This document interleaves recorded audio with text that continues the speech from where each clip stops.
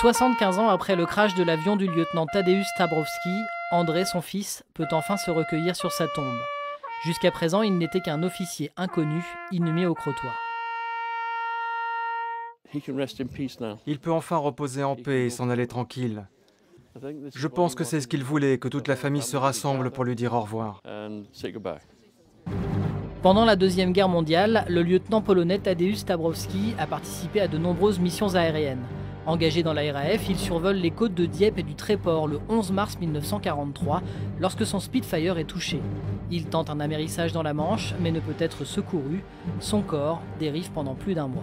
Ce pilote a été retrouvé aux voies de rue, à Lamay, à la hauteur de Lamay, par un pêcheur à pied.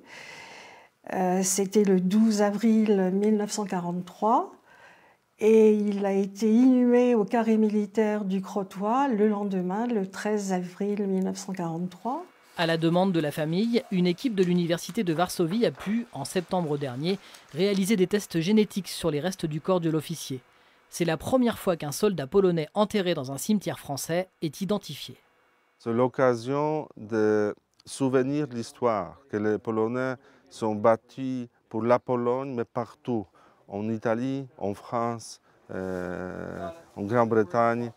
À ce moment-là, la Pologne a été envahie de l'un côté de l'Allemagne nazie, de l'autre côté des Soviets russes. Alors c'est la chance de souligner en surface, sacrifice pour défendre l'Europe. Grâce au progrès de la science, il est désormais possible de certifier l'identification de soldats inconnus.